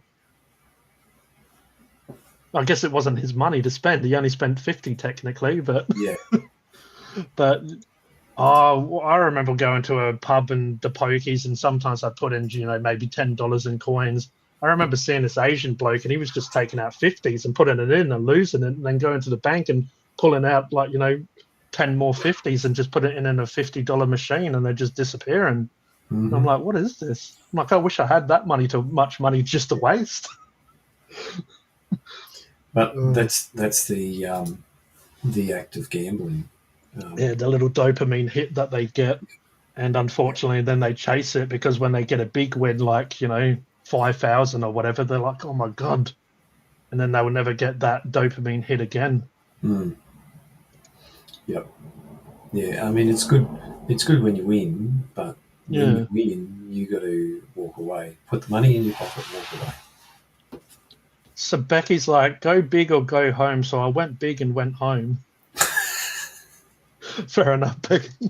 That was well said. And no, it wasn't the IKEA. It's this shopping centre called the District, and I've never gone there before. And it says all your favourite brands under one store. And I went in there, and I'm like, none of these are my favourite brand.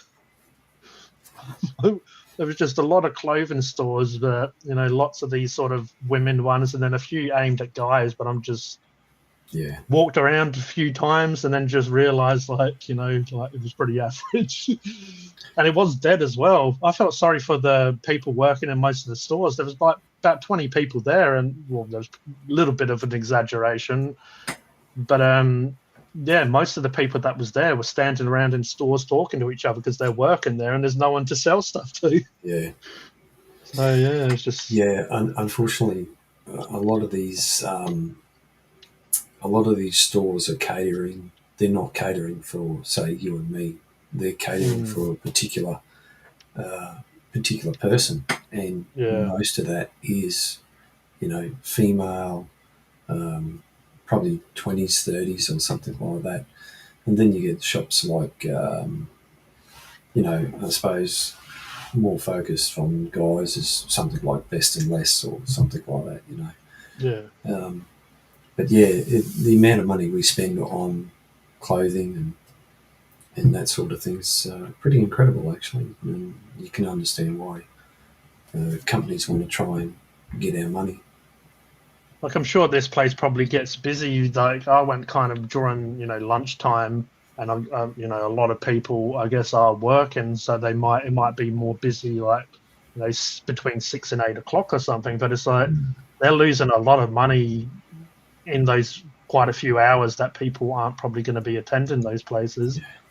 So yeah, it was all a little bit crazy and just all a little bit strange.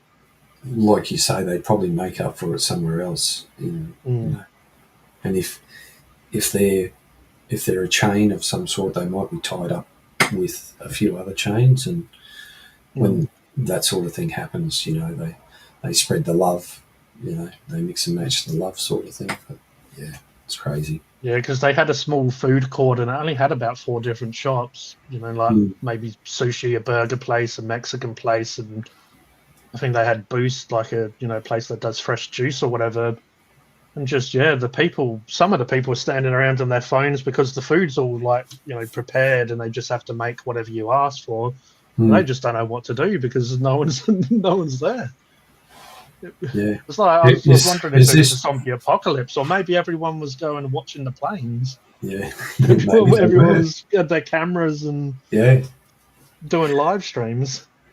So plane watching's, I don't know about you, but since I'm watching Sid Squad and a couple others from time to time, there's a heap of people watching planes all around the world. I found it quite funny enough. Now I've seen some more are popping up in my suggested stuff. Yeah, well, that's what I was alluding to. Today, this towards the end of the live stream from Sid Squad, they had this young kid on, and he was down there with his father from the Gold Coast, and they had him on, and he said, "Oh yeah, I've got a YouTube channel, and I talk about planes," and they asked him how what got him interested, and he said, "Oh, I went somewhere and I saw an A380, and that sort of got me going." And he said, "Oh, I do interviews and I got a YouTube channel," and they gave out his name. He said, "Oh, I've only got 40 subs," and I think by the end of the live stream, he was over. He said, "Oh, we'll try and get you over 100 subs, and we'll send you some merch." And by the end of the live stream, I think he was probably he was easily up over the 150 mark, just from the people watching his interview, so to speak, on Sid Squad. And I couldn't help think that, oh, maybe someone else we know needs to go and get himself there and on camera. Funny enough, another person that you probably are talking about, it sounds like is planning to do that. Right. So maybe this individual, or any individual that may be watching even our shows to learn these tricks and practice them themselves. Certain people we thought weren't listening to our advice, but it turns out that they were in some ways, in some regards, because they listened to that, and but who knows what's going to happen. But also, it's good on that bloke you were saying. You mentioned and just told us the story, but also you do have to, you could I've seen people with more subs than me but their watch hour is not going to be very high because they've got a few videos, and one video might have thousands of views and one video might have 35 or 50 views. And it's like, you need to put out consistent content too if you want to do well on YouTube.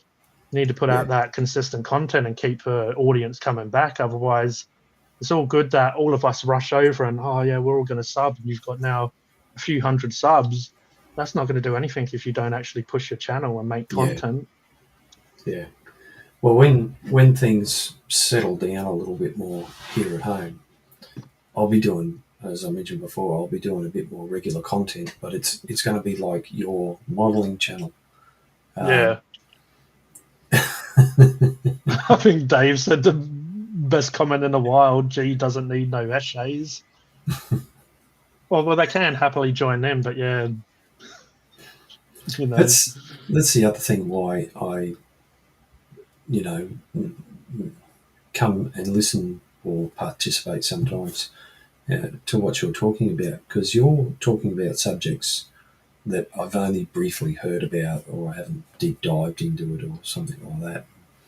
And then you sort of hear a bit here and a bit there, and then someone like yourself, you're talking more about it, and it's like, oh, okay, that's interesting. But go for it. I was just going to say, just getting back to what I'm going to be doing, it'll be more like your modelling channel. But my modelling is a 1-to-1 size, and that's I thought about. I probably should just make another channel, just to see. Oh, I've got an idea. Let's all create a channel, and I'll get out. I've got. Let's make a list. I've got a pen. Let's start writing a list of you do this chat. You do your live on this day. My plunker. Yeah. But what is kind of funny about you're doing a hobby, but it's like I've got I don't know if really I've got it right here. But you do your work, but I do. Like I have a little saw bit that sometimes you do to. It's like this. I pinned this model to the base, so I used a little tiny hand drill to put in little tiny holes, to put in little metal rods, and did it through his feet as well. So it is a little bit similar in ways, but you're doing it on a big scale. I'm doing it on very little ones. I'm pinning like an arm to a body, and you're doing lathe work, and there's a lot more mess coming off the metals and stuff you're using than a resin model or plastic model. But you get I don't know, it's kind of satisfying. I don't know if you get it, but when you see those little bits coming off when you do lathe work and stuff, and I don't know why. I did a bit of metal and woodwork and stuff obviously at school, and a little bit of hands work, you do feel a bit of satisfaction from stuff that you've created yourself. Like that.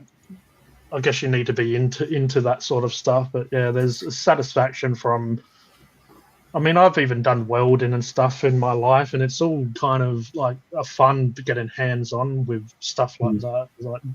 I guess I've always enjoyed using my hands, and no, Paul, I don't mean what you're probably going to say. Yeah, but Paul's already mentioned the darn list. I knew a couple of people would get that joke. One thing I want to improve on, and something I haven't done in ages, is TIG welding. Now, TIG welding is, you can do really fine stuff, but you can also do big stuff with TIG welding. I was really good at electronics and that's what's the type of welding that you use on small little circuits? It's how you have the little piece and that's just soldering. Yeah. I was really good at that, and I got really good marks. But I don't know if it was because I was actually good at it, or the teacher was extremely attractive, and I really listened to what she was saying. And then when she turned around and said I was like, like one or two of the top people in the class, I'm like, oh, maybe I'm really good at this topic, or just she taught me in a certain way that I actually wanted to listen and not do well to impress her, but like actually, it's like, oh, she's got a nice voice to listen to. She's an attractive woman, and I'm gonna do what she's saying. And if it was a different teacher, like, oh god, this old bloke is just going on and on and on. So, yeah, soldering, yeah. But yeah, it's funny. It's funny you find out your talents, and sometimes you find out your talents because an attractive woman is a part of it. They definitely catch my ears and eyes a little bit. Like yeah, it's all. Well, it's whatever works for you. I mean, a hobby's not there for everyone. But it can be something that people get enjoyment out of, and I just want to get back working on the steamroller. There's and I'm certainly trying to do that, but there's other priorities at the moment that I've got to. Thanks for that. There's other priorities that I've got to sort out first before I can go working on the steamroller, because otherwise things are just going to drag on. But when I do get working on the steamroller, I'm definitely going to be talking and showing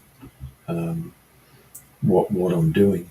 I know I mentioned before that I probably wasn't going to do pre-recorded stuff, but I think some pre-recorded stuff might be the way to go. So. Even if you do live streams and they turn out to be quite, successful or whatever, you could even try and take a chunk of that and then just turn that into a short 10, 20-minute video. Yeah. Yeah. I think even though the computer up the shed does a good job, I think I might have to upgrade and get something a bit new. So what the link that Dave just shared was Van Halen "Hot for a Teacher" music video. Well, what's that? But yeah, just before, just while we're talking, if anyone is listening who's not on Mark's channel, I've shared the link above to Mark's Shed Talk if you want to go check it out. It sounds like there's a lot for everyone to look forward to.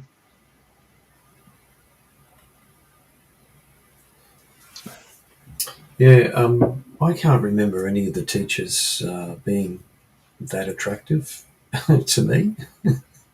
Especially the gym, the PE teachers. A lot of them were like, bloody hell, like. Yeah, that's the problem when you go to an all boys Christian Brothers school. I think we only had one female teacher. Yeah. Oh no, we had two. But yeah. Just didn't resonate with me whatsoever. And there's nothing like being told off by an attractive teacher. You're like, I don't know if I'm, I don't know if I should be offended by this or enjoy her going off. But yeah, no, as you said, everyone learns differently, and also I'm more the type that if you show me how to do something, it will click and it will register quicker than me reading an instruction book with stuff. So that's also like we were talking about school and programming, or just how they try to condition everyone to kind of be zombies or robots in a way.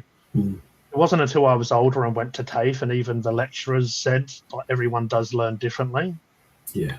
And it kind of did hit me. It's like, yeah, especially more so back in the day. I don't know exactly how it is now. I know it's a lot more digital and you're using laptops and the rest of it, but a lot of handwritten stuff, and a lot of times as well, if you're a little bit slower, or teachers will write on the board and then they will erase it all, and if you haven't got all the information in the amount of time they want you to, it's like, oh yeah, then they start doing the next stuff. And like everyone does learn differently, and school is very much, from what I experience, it's you have to learn the way they want you to learn. There's no other ways around it. Mm. And Yeah, so Dave's saying you got ripped off, yeah. not having an attractive teacher. Well, we my high school days, even just school in general, didn't really float my boat. Just, you know, I was one of those odd kids out, not good at sport, just not popular, just couldn't. And I just really looking back, school wasn't for me. Well, Yeah. It's like I was always hugely into art, and art isn't a huge element of school. And yeah, it's a lot of times in subjects I wasn't the best at, like, you know, maths or whatever. It's like I was doing little doodles in my maths books when I'm meant to be doing that anyway. Like, I'm drawing little pictures because it's what is interesting me at that time, and just little doodles and little characters, and then the teacher will see the page and like realize I'm just in my own world. So what are you doing? And getting told off and stuff. It's like, oh yeah, you know. One good example was because of the school I went to, we had a fair amount of Italian immigrants, or children who were descendants from Italian immigrants. Yeah. So we had an Italian teacher there, and she was trying to teach, and we had to take it. We didn't have any other choice. It was Italian or nothing, you know.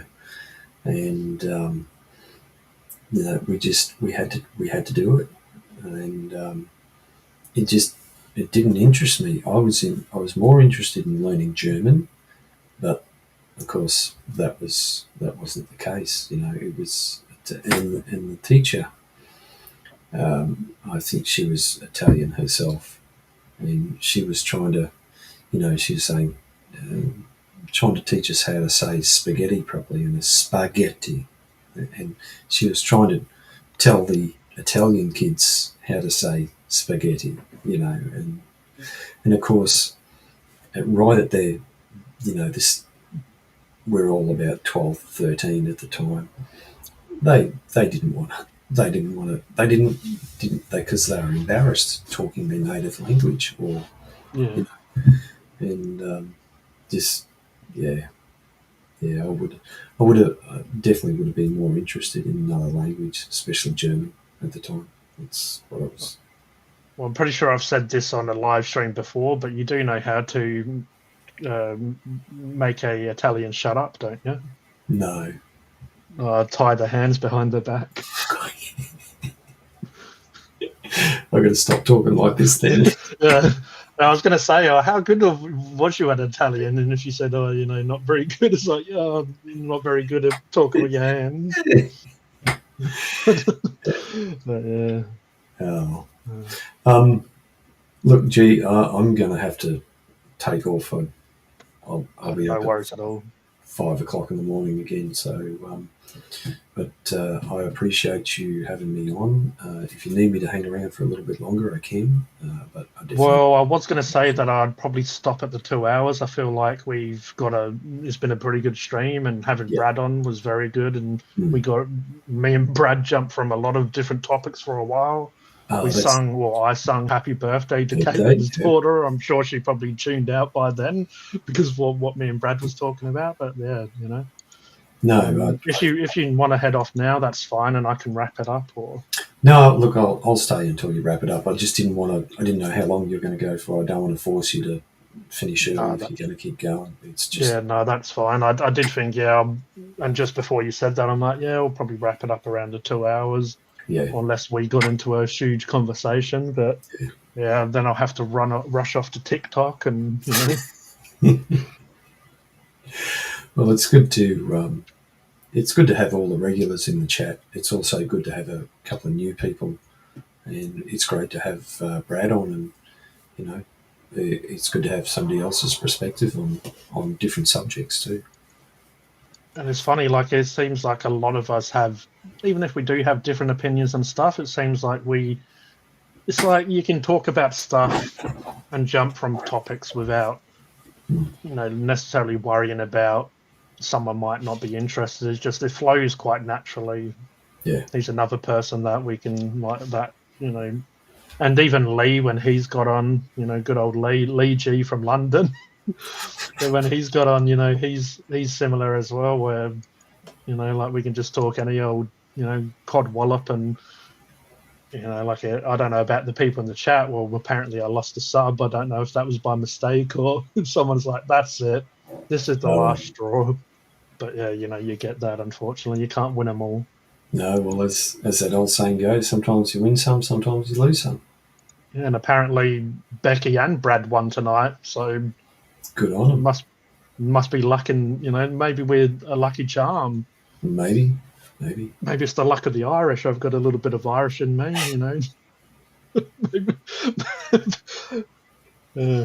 Or it could be the fate of the universe. Who knows? It could. Oh man, when I got Roger to say Dave's YouTube channel name, that was so brilliant. Zavada Doo or whatever. Oh, that was so good. Yeah, good old Roger. Yeah, we'll be wrapping it up here, guys. We've got a couple of minutes until we head off, and Mark needs to go and get his beauty sleep so he can drive his spaceship in the morning. It's the one. But yeah, is there anything you want to say before we head off? No, not really. Just thanks everyone for the support and ongoing support. And things will get better. I'll start doing some streams of what's happening in my shed, and it'll be quite nerdy. It'll be quite deep dive. We like a bit of nerdy around here. Yeah, it'll be quite a deep dive into the steamroller side of things, and looking forward to it. But there's a lot of other work that's got to go in beforehand.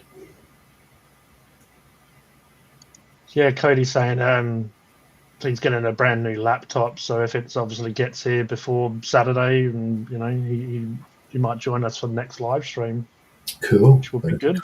That'd be great. And yeah, isn't it weird that has anyone noticed how actually clear I am? It's looking really good, actually. Yes. I've purposely not had the other light on tonight. I just thought, stuff. Yeah. Turn in the lights on. So this webcam is a little bit more sensitive, that you need a well-lit room. So the one that I used to use, I just had my ring lights on, but I've got ring light and the ceiling light on.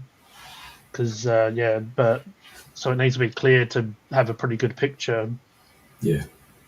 But yeah, it's a pretty super sexy G-banger. So yeah, so I think when I done the stream last night, I'm like, you can see my ugly face a lot more clearer now. So earlier on the crappy one, I could kind of hide in the pixels and. That's the other reason why I thought maybe it's time to upgrade, get a new computer or even a second-hand one. Because it's more up to date for hardware and software. The camera's going to be better in it, and it'll be more versatile. Because that computer up the shed, like I said, it's mid 2011, so it's 13 years old, and it's still going strong. Don't get me wrong; it's great. Just there is a thing called OpenCore Legacy Patcher, where you can use that to upgrade older operating systems especially in the Macintosh. And I have tried that, but I didn't have success with it. And I think it's just easy. There you go, Mark. Dave is quite knowledgeable about some stuff, so I could point him in your direction if you want. I know him on Facebook, and okay, I know. He was actually someone that helped me when I was picking my laptop and other stuff. With the budget I had, I sort of was asking his opinion on which one would be the best way to go for what I want it for, and I probably wouldn't. always say not Mac though. Well, that's all I run. I've got two no. iMacs. That's all I run. So it's maybe he's joking, but maybe he's not. Yeah. I haven't had any issues with Macs. Apple's been fantastic with their support. Stylesy, I am. I know a lot of people don't like them, but they work for me. They do everything I need to do, and their customer support. Seriously, their customer support is beats everyone else. So there you go. Okay, well, that's fair enough.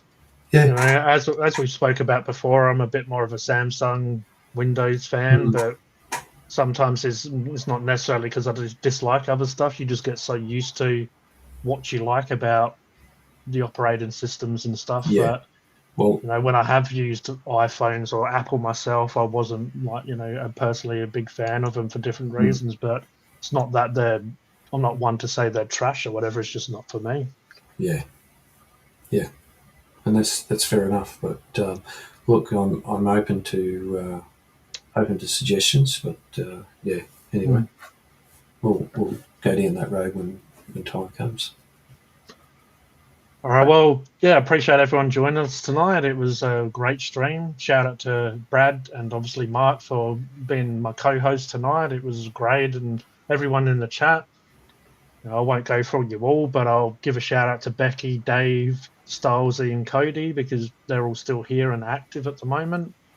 And we'll catch you all soon. And make sure I'll have to do Roger's job. He's not here. Bloody lazy git. So to go and sub to Brad Strung Out and Mark Shed Talk. I'm sure they'd appreciate you going and checking out their content. And Mark does live streams sometimes with me, and Brad's done a few live streams. But we'll catch you next time. You'll see us soon. Bye now. Good night, the universe, the galaxy.